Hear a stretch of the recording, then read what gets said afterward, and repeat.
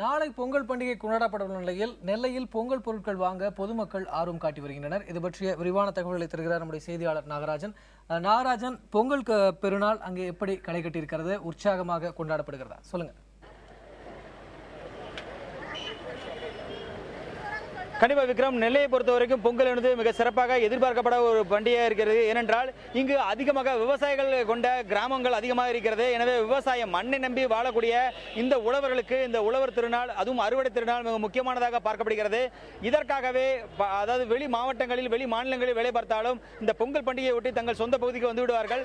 ஒரு சிலர் நிலங்களை இழந்திருந்தாலும் அவர்களும் தங்கள் உறவினர்களோடு சேர்ந்து இந்த பொங்கல் பண்டிகை கொண்டாடுவதற்காக தங்கள் சொந்த இல்லங்களுக்கு சொந்த ஊர்களுக்கு வந்து விடுவார்கள்.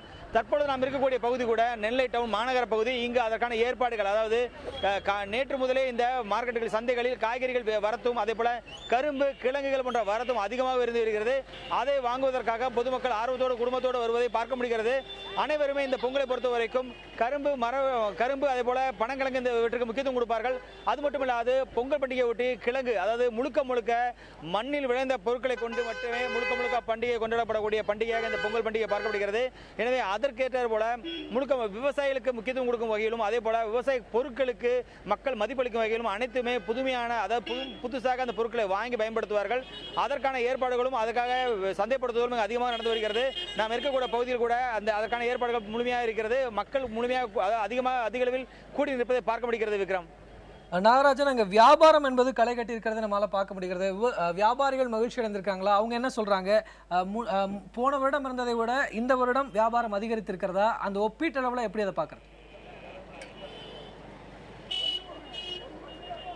கண்டிப்பாக இது வியாபாரம் கண்டிப்பாக பெரிய அளவில் அதிகரித்துள்ளது. அதாவது உற்பத்தி, கரும்பை பொறுத்த வரைக்கும் அதிக அளவு உற்பத்தி இருந்துள்ளது. ஆனால் அதை அரசாங்கமே அதிகமாக கொள்முதல் பண்ணதால் கொள்முதல் விலை அதிகரித்துள்ளதாக வியாபாரிகள் தெரிவிக்கின்றனர். இருப்பினும் இந்த பகுதியை பொறுத்த வரைக்கும் கரும்பு கடந்த முறை விற்பனைக்கு வந்ததை விட குறைவாகவே இந்த எதிர்ப்பு வந்துள்ளது. எனவே அதன் விலையும் அதிகரிக்க வாய்ப்பு இருப்பதாகவே பொதுமக்கள் கருதுகிறார்கள். அது மட்டும் இல்லாமல் கிழங்குகள், சிறு கிழங்கு இந்த போன்ற வியாபாரங்களும் மழையின் காரணமாக பெரும்பான்மையான இடங்களில் நிலங்களில் பாதிக்கப்பட்டிருந்தாலும் குறைவாகவே இந்த விளைச்சல் கிடைத்துள்ளது. எனவே அதன் அதிகமாக அந்த டிமாண்ட் என்பது, அதாவது மக்களின் தேவைக்கேற்ப அது குறைவாக கிடைக்கும் என்று எதிர்பார்க்கப்படுகிறது. எனவே அதன் காரணமாக விலையும் அதிகரிக்க வாய்ப்புள்ளதாக தெரிவிக்கிறார்கள்.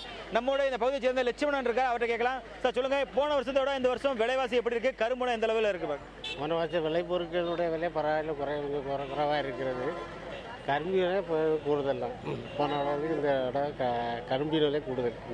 இப்போ பூக்கள் விலை எப்படி இருக்கு? ஏன்னா முக்கியமாக பயன்படுத்தக்கூடிய பூக்கள், கிழங்குகள், இந்த மாதிரியான விஷயங்கள் எப்படி இருக்கு? நீங்க போன வருஷம் வாங்குறத விட இந்த வருஷம் வாங்குறதுக்கு எப்படி இருக்கு? விவசாயம் மழை தாரமாக அதிகரிச்சிருந்தாலும் உங்களுக்கு வாங்குறதுக்கு எப்படி இருக்கு சௌகரியம்? வாங்குறதுக்கு சௌகரியமாக எல்லாமே கிடைக்கும், எல்லா பொருளுமே கிடைக்கும்.